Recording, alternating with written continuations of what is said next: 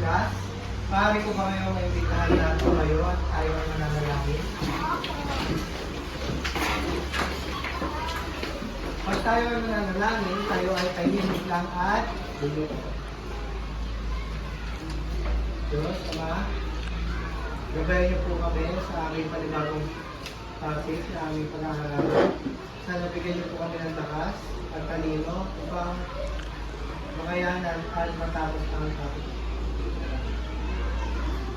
Ngayon, good morning class. Good morning, Sir Miss. Good morning, classmates. Good morning. Bago kayo umupo, pakitignan niyo ha kung malinis ang inyong upuan. Pakitignan ang ilalim ng inyong upuan. Malinis po.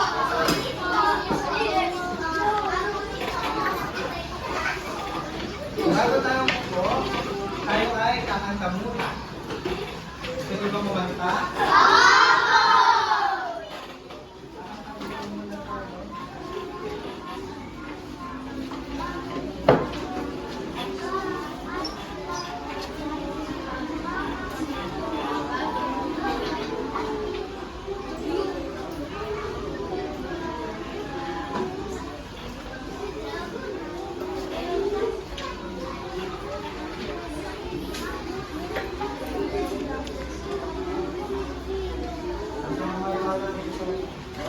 Meron din po ba yung kanta na double sa labas? Kakanta po tayo na. The wheels on the bus go Round and round, round and round, round and round. The wheels on the bus go round and round, all to the town. the doors on the bus So open and shut, open and shut, open and shut. the door on the bus So open and shut, all to the town. the wire on the bus So swish, swish, swish, swish, swish, swish, swish, swish, swish. The wire on the bus goes swish, swish, swish, all to the town. the baby on the bus So where, where, where, where, where, where, where, where, where. The baby on the bus go where, all to the town. the mama on the bus So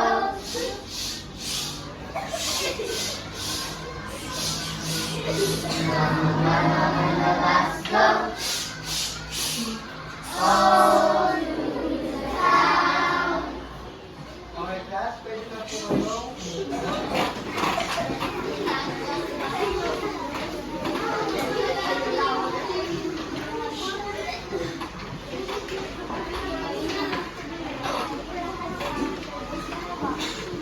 So, ngayon, pag-aaralan natin ang paggamit ng pamuri sa panlalarawan ng tao, bagay, hayop, lugar, at pangyayari.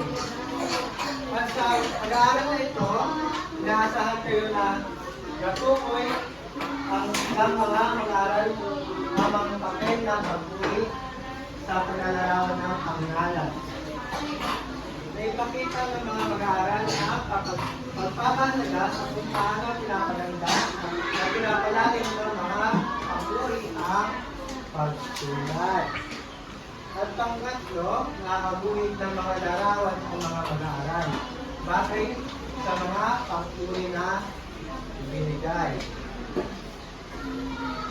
Ngayon, magbabalik-aral muna tayo.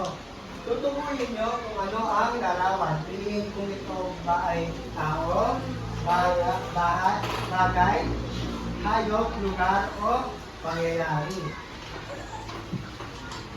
Ito po, ano po kaya ito? Kapag tayo po ay gustong sumagot, tayo po ay tataas ng kamay. Okay, class, ano po ito? Magtataas po tayo ng kamay pag gusto po natin sumagot. Kahit po tayo? Tama po ba siya? Ito naman po. Tao. Tama. Tama po siya na ako po ang guro. Ito po. Okay, dyan. Ano po siya? Tao, bagay, lugar, ayun po tayo para marinig po tayo ng klase. Tama po ba siya? Ito po.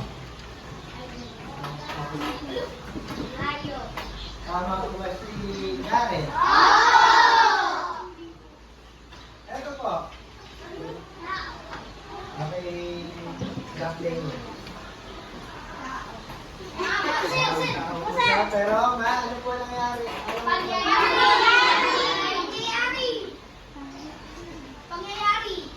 Bakit po siya ganyung pangyayari? Kasi po ay bagong. So ngayon po, ito po. Ano nga ba ang panguri? Pwede niyo po bang pakibasa? Sino po pwede magbasa? Okay, Brianna.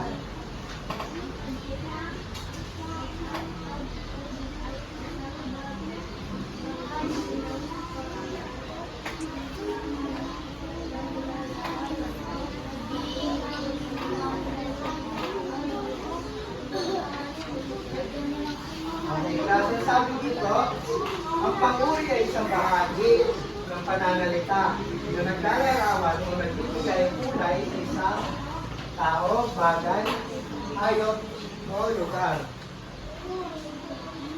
Ngayon po, may pinili po si teacher at tayo po ay magbabasa.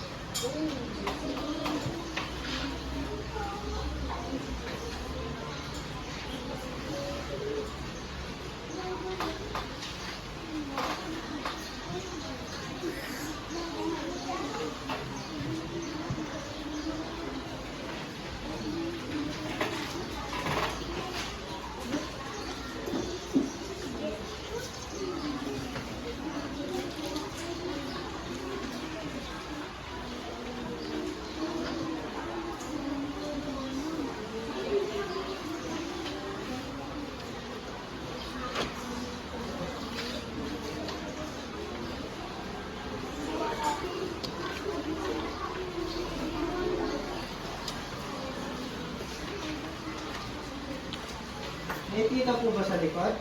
Group A?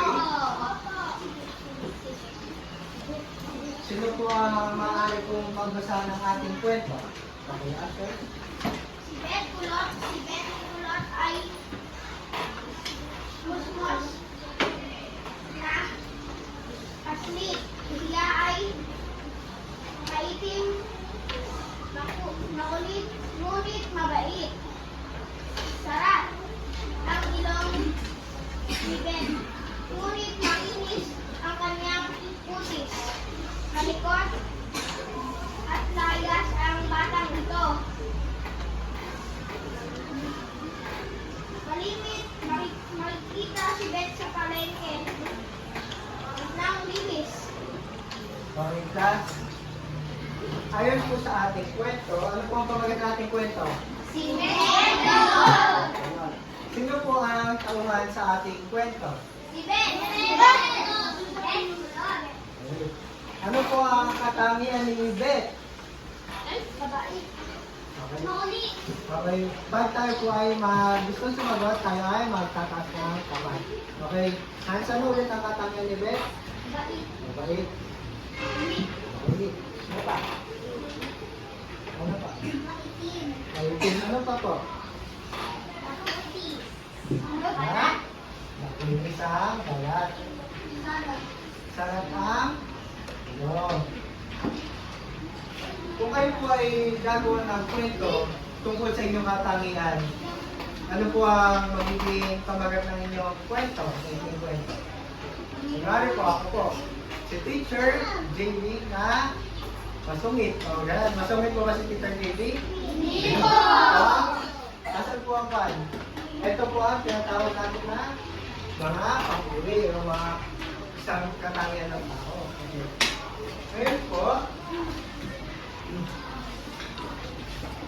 Tatakayin na po natin ano po ang mga pinagtugnawan, ano ang mga katangian. Hindi, di ba po? Ito ay Boss,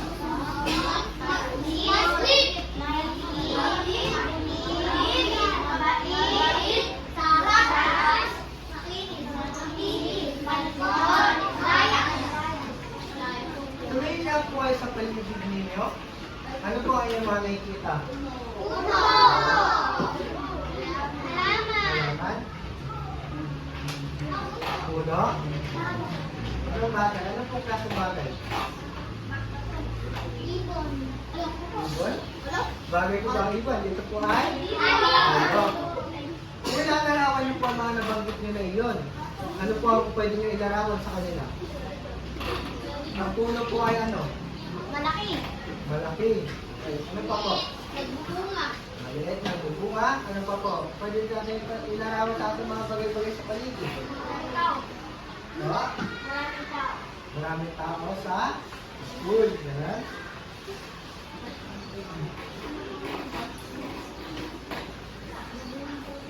Ngayon po, meron po tayong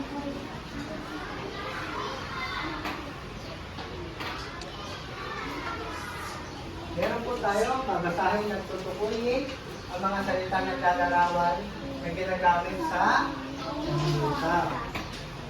Ang gusto pong magsagot o magbasa ay magtataas po tayo ng kamay. So, meron po natin pangungusap. Sino pong gusto magbasa? Okay. Alexander.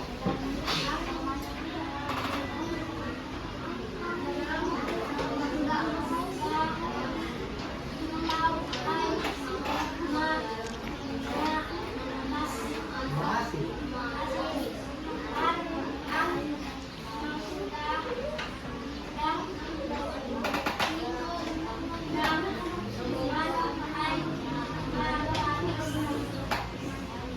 Ano po ang ginamit na pag-uri o paglalarawan sa ating binasa na maikling pangungusap?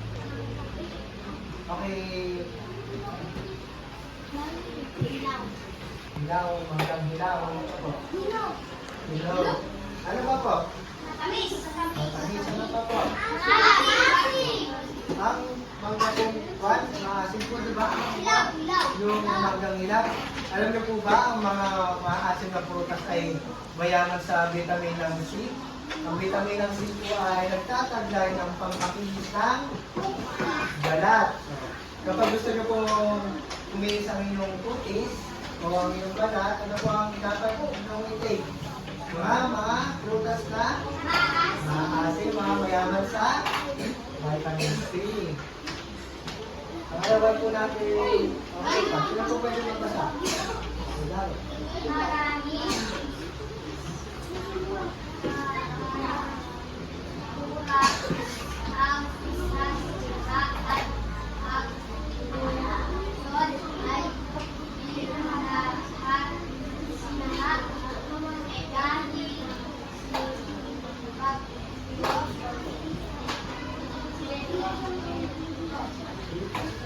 Ano po ang ginamit po natin dito paguri o paglalarawan? Struktura? Struktura. Ano pa po? Binagyo? Binagyo po ba? Bagyong pipito po ba? Tandaan po natin ang panguri po ay ginagamit sa paglalarawan. So, tutulungan ko po kayo ha. Ang ginamit po dito ay nasira, binaha. At sino po, bakit po kaya binabaha ang isang lugar? Kasi po sa maling pagtapon ng basura, bumabara po sa ating kanal. So, sino po ang naapektuhan sa inyo ng bagyong pipito? Yung mga binaha po yung bahay. Di ba po, napakahirap po ang bahain ng bahay. Kaya dapat po tayo ay magtatapon ng basura sa tamang basura. Ito po. Napunta na po ba kayo dyan? Sino po ang pwede magbasa? Okay, si sa inyo po.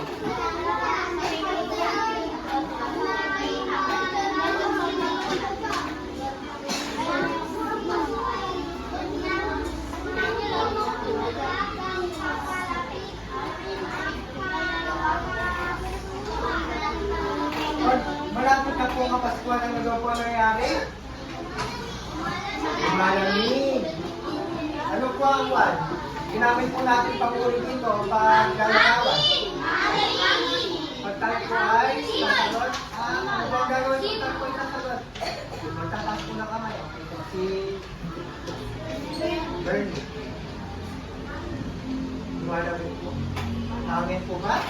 Tanda po natin ang nagkalarawan po siya. So, ano po, try pa po. Simoy? Sisama po ba siya, Simoy? Naglalarawan po ba ang Simoy?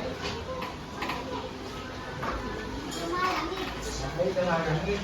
Kasi po ang pinaman po natin ang paglalarawan. Paano po natin nalalarawan ng mga bagay-bagay? Paano po natin siya nabibigyan ng kulay? So, kunwari po, kung kayo po ay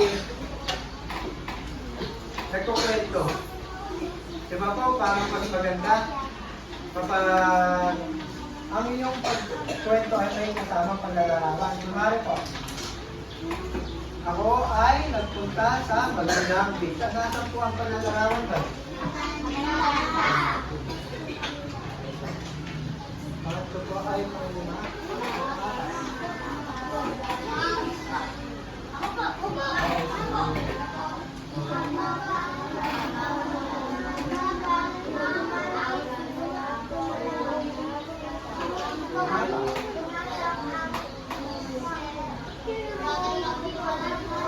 sino po nakapitan na sa inyo ng kahon? Ano po ba ang call sa English? Okay. So, asa po ang paglalarawan na ginamit dito? Paglalarawan sa ito, pangulo. Okay, si Hans po. Bagay. Okay.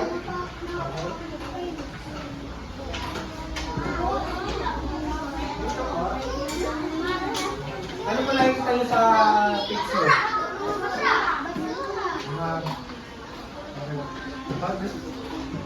Sino po ang pwede magbasa? Madumi ang karagatan dahil sa kaling pagtapon ng basura. Asan po ang paglalarawan dyan? Paglalarawan kayo pa. Okay, si Francesca naman po. Basura. Tama po ba siya? Oo. Paglalarawan po ba ang basura? Hindi po. Ano pa po? Si Caitlyn po. Madumi. Tama po ba si Caitlyn? Madumi. So ngayon po, tatanungin po kayo, ano po ang kahalagahan ng paggamit ng panguri? Nabanggit po natin na kanina.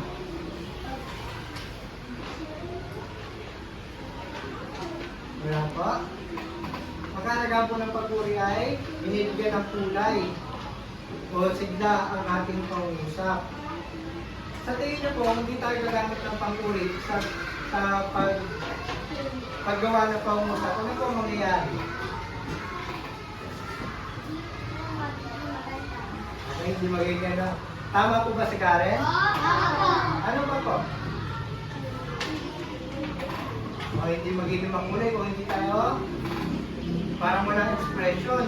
Ano pa po? Hindi malinis.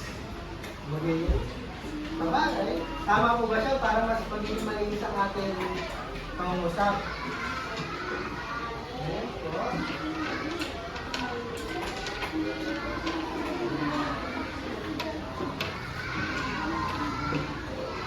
Tayo po ay magpuan po muna tayo. Ay, dito po ulit tayo.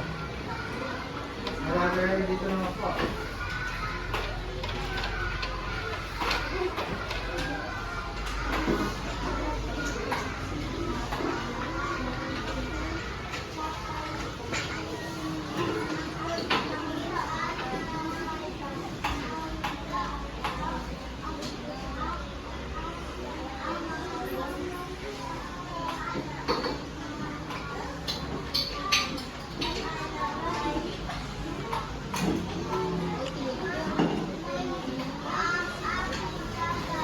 Nakikita po ba?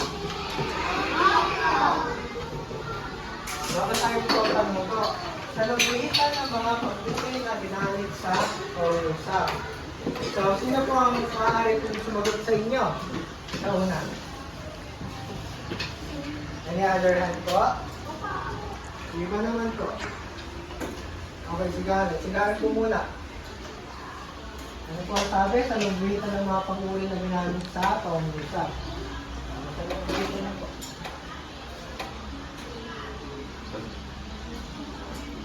Tama po ba si Karen? Ano po ang ginamit na pang-uwi? Sa pangalawa po, sino po ang gusto sumagot? Pang-isinigay ka. Pakibasa nga po muna bago sa lumitan. Sa lumitan ng salitang pang-uwi. Tama po ba si Nathan Jen? Okay. Sa pangatlo po, dito naman tayo sa at basahin mo na bago sa galan. Basahin mo. Pasang po ang pang-uwi. Tama po ba siya? Magluto po ba ang pang-uwi? Ano po ang tama sa sagot? Hindi ka, sino po ang pwedeng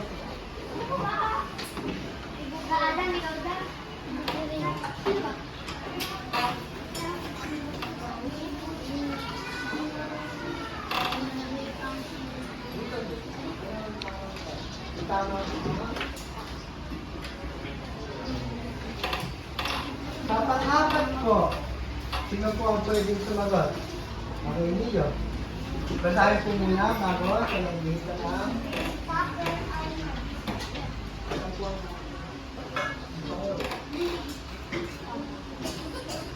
tama po ba si Nino? Sa pangima po, sino po ang pwedeng sumagot? Okay, si Adam. Pag-participate na po si Adam.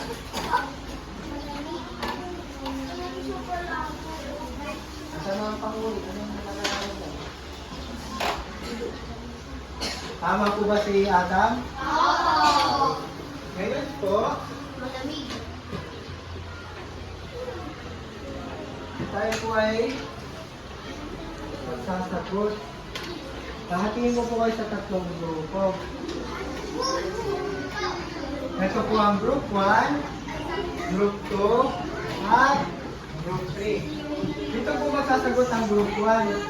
Dito po sa harap, pwede po ba magtipon-tipon po ang group 1?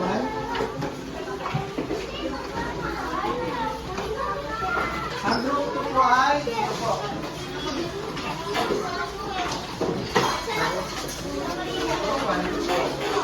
Yung group 3 doon po sa likod.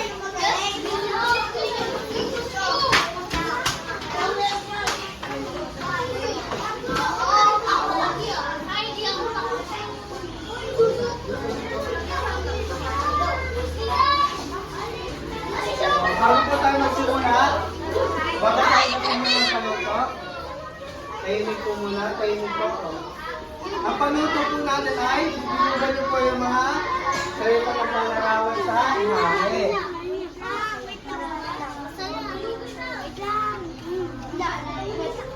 Bibinugan niyo po yung mga salita na naglalarawan sa imahe.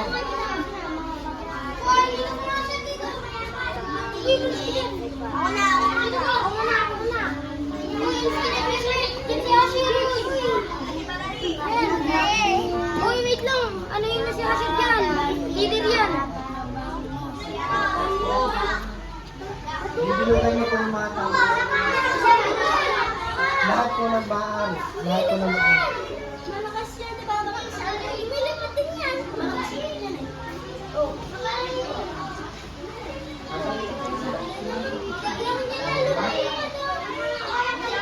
Papasalitin ko na.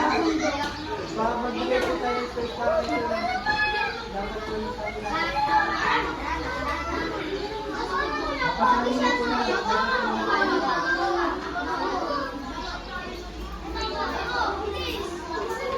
Ang wala pong grupo ay dapat matatas ng kamay at tapos na sila. Tapos na po ba? Pati nga po.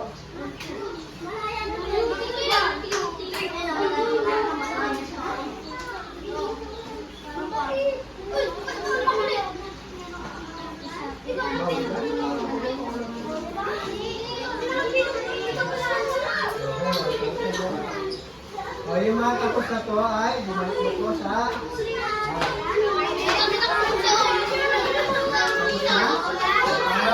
pangalawa po na tapos ang group 3.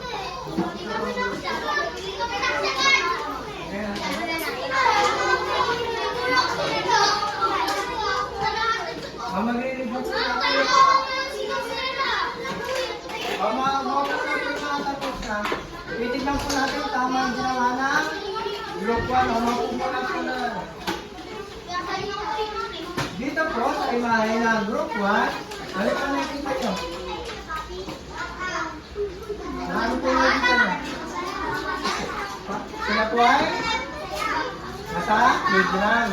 So, ako nyo po ay nilalaman nyo po kung ano po ang mga pwede maglarawan dito sa imahe dito. Ano yung sagot po na group 1? Masaya? Masaya po ba dito? Makulay? Mainit? Malinis po ba? Maulan po? Oo, mali po ang group 1 sa sagot ko namin maulan. Mabaho po? Mabango? So, ang group 1 po ay nakakuha ng score na. Pero po silang 4 kasi po nagkamali po sila na. Sa group 2 naman po, ano po ito nakikita nyo? Ang sagot ko ng group 2 ay mabait. Mabait po ba ang aso? Mabango. Mukha po ba mabango yung aso? Makinig po muna. Saan po muna ang tingin? Madungis po ba ang aso? Cute. Cute po ba ito? Mabalahibo. Kayo manggi. Pag sinabi po natin kayo manggi, ano po ba kulay na kayo manggi? Kulay? Brown. Ano pang kulay ng aso?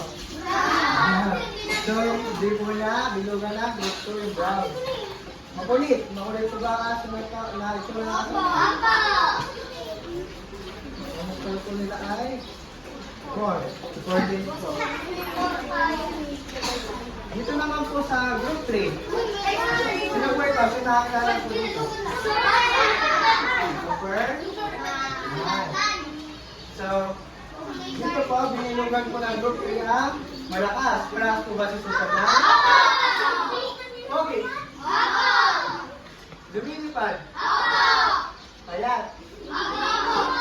Payat po ba si Superman? Astig? Mabilis? So, mabilis? Mabilis po si Superman. So, mas naunawaan niyo na po ang salitang mga pangungari.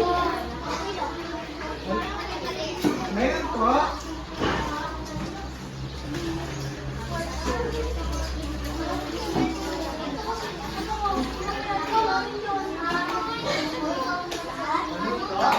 magaling po muna dito.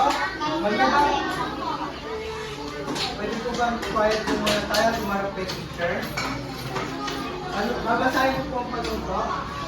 Maglabas kayo isang buong papel at sumulat ng pangusap gamit ang mga salitang pag-uwi na maganda, malinis, mabilis, mabango at mataas. Okay, so maglabas po tayo ng papel. Meron po kayong 5 minuto para tapusin na ang itinerary nito. Tapos, ito po yung gagamitin natin na salit na verb.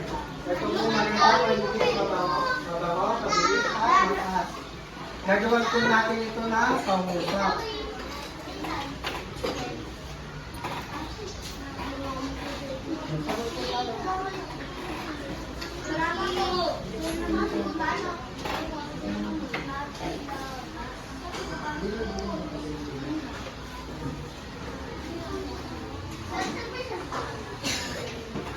Gagawa po natin ang pangungusap sa mga salita na ito.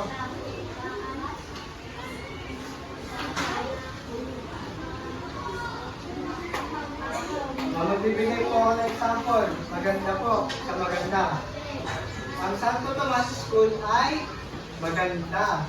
O ganun po, gagawa po tayo ng pangungusap. Gamit tayo sa mga salita na ito.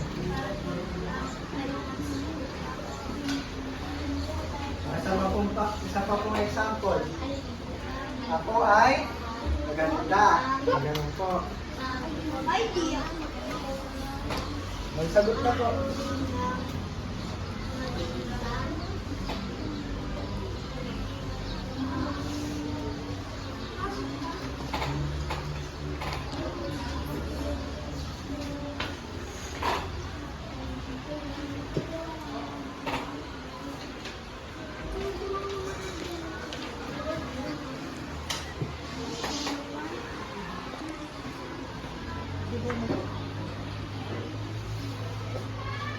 Nalagpasan ko.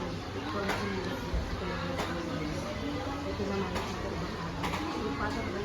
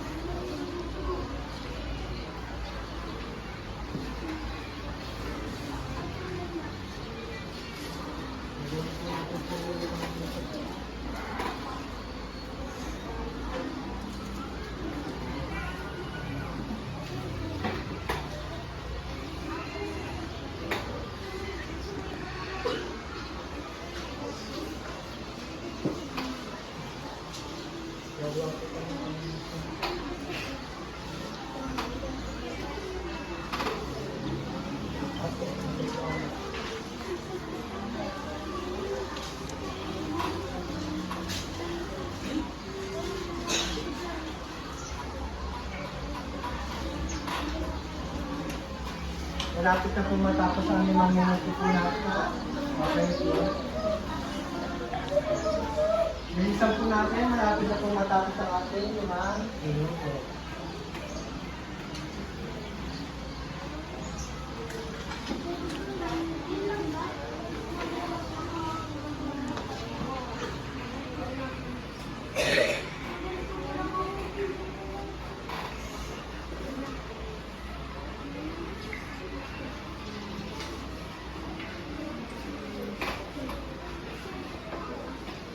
Okay, 30 seconds po.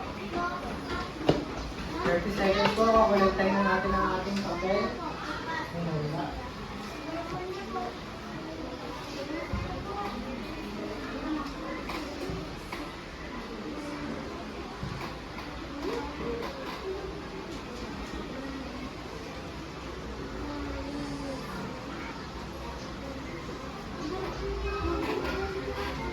Okay, class. Ipapasa na po ang ating mga papel. Bring it forward po. Ipasa po sa ating harapan. Nagkakolektahin na po. Ipasa na po sa harapan ang inyong papel.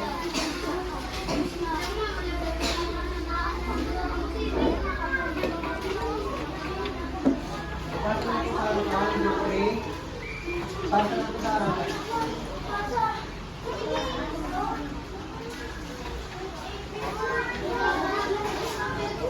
Ipasa po sa harap. Ipasa po sa harap.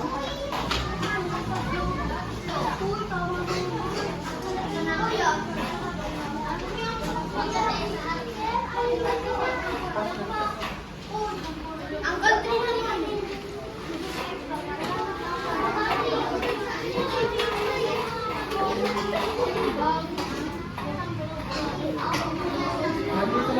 lahat ng papel.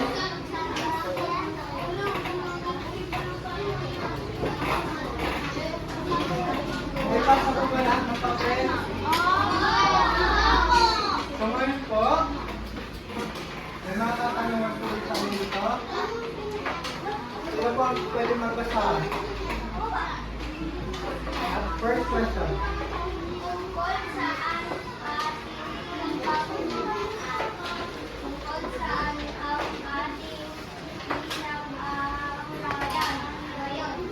Tungkol sa po saan ang pinag-aaralan ngayon? Okay, Francis. Tao bagay na lugar. Ay, pangyayari ko. Pwede po ba? Di ba pa po? Panguri. Ang ating pong pinag-aaralan ngayon ay tungkol sa panguri. Ang panguri po ay ulit. Ano po ang tungkol na panguri? Kamay po? Ano po ang panguri? Ano? Ito po ay okay, iba pa ba? Iba pa? Try pa po. Maganda, mabilis, mataas, mabango. Ano po ang tawag ng pag? Lalarawan. Paano natin kaya natin ang panguri? Pang? Okay, sabi po ni Hans Rowe, ang panguri ay ginagamit natin sa paglalarawan. Ano po ang kalagahan ng panguri sa pagbuhay ng pangusap? Meron po ang kalagahan ng panguri. Wala po. Mas po natin naman. Meron po natin sumunod. Okay. Ano po ang kahalagahan? Pag sinabi po natin kahalagahan, ano po ang value nito para sa atin? Ang kahalagahan po ng panguri ay binibigyan niya po ng kulay o binibigyan ng ginagawa niya mas maganda ang ating pangusap. Ngayon po, tayo po ay magsasagot. Magte-test na po tayo kung naiintindihan po mabuti ang ating pinalakay. Marinig po ba ako ang tulungan? Ano po kayo?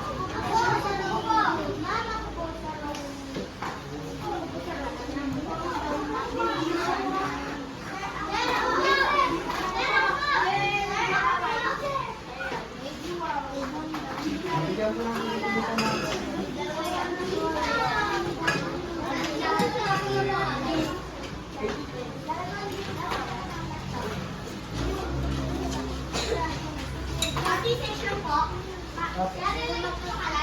Opo, nalagay po natin ang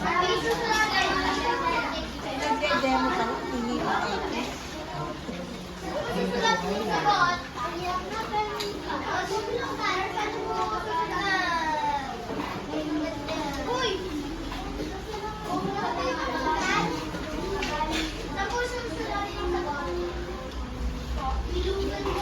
ito po, babasahin ko po. Para sa testing, panuto. Tukuyin ang angkop na salita na naglalarawan. Bilugan ang tamang sagot. Bibilugan po natin ang tamang sagot para sa test A. Dalawa po ang pagpipilihan dyan na salita.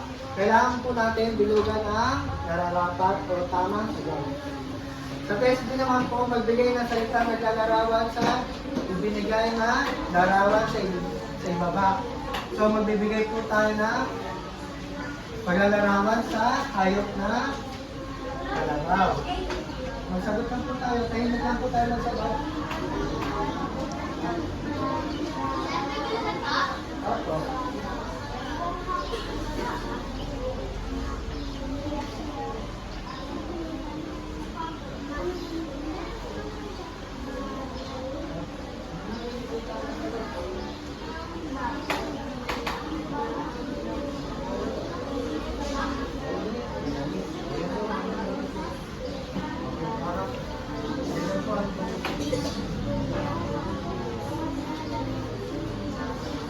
Five minutes lang po ulit tayo po ha.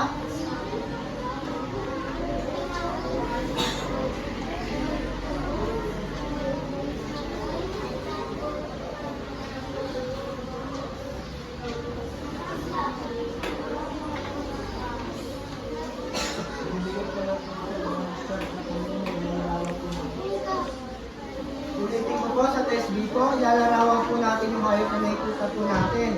Ano po ba mga katangian niya? Paano po natin siya ilalarawan? Ganun po. Dito po. Pwede po natin ilagay yung ating sagot dito po sa ibaba. Ito po, dito po sa test B.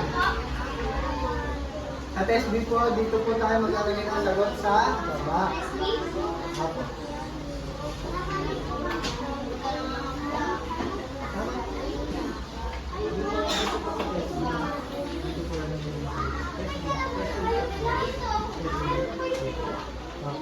Dapat, kaya larawan po natin. Nakikita po natin, larawan po natin.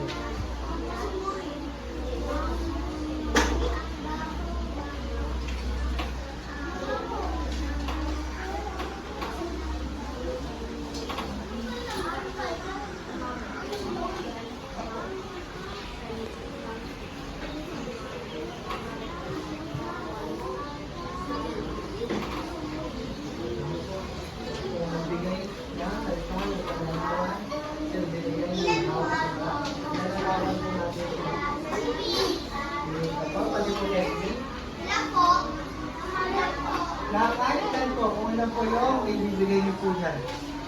Sa test B po, magsasagot po tayo, nasagutan din po natin po sa baba. Kahit ilan po isagot po natin. Mas marami, mas maganda po.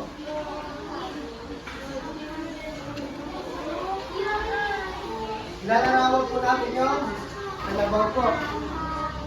Ano po ang katangian niya? Paano po natin siya ilalarawan? Ilalagay po natin yung sagot natin dito sa ibaba. Paano po natin siya ilalarawan ng kalabaw?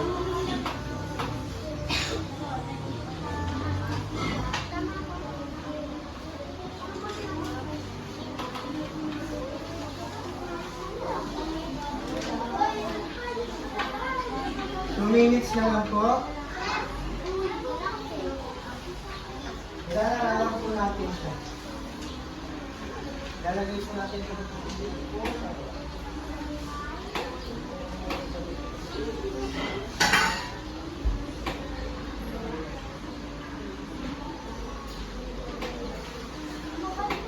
1 minute and 30 seconds po.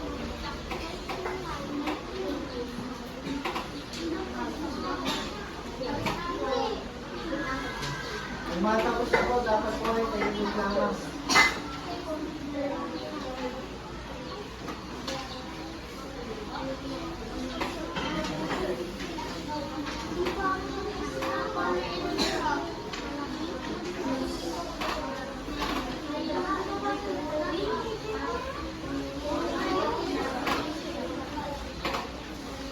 Last 1 minute po.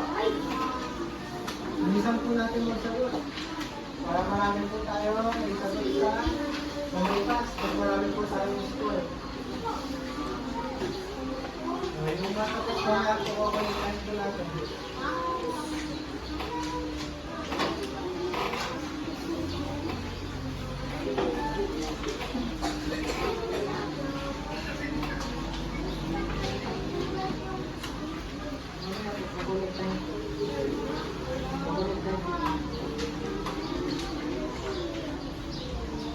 Okay, class, tapos na po ba? Okay, class, kakulay tayo na po yung picture. Ipasok po sa harap.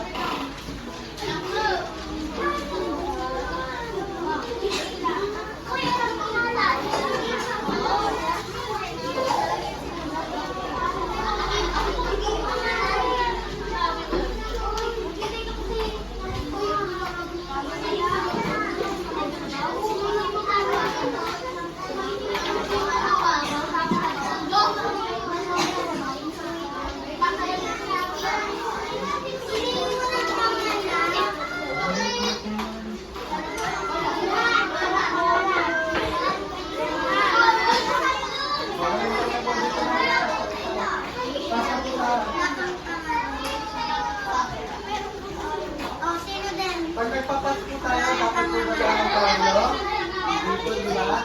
Tahimik lang po na ipas ang papel.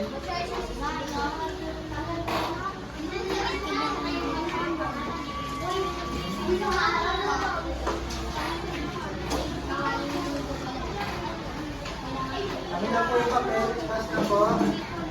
Para po sa ating assignment, makinig po tayo. Tingin po sa harap, assignment po, panuto, gumuhit ng larawan batay sa papuri. So gumuhit po tayo ng larawan, batay po dito sa binigay na papuri.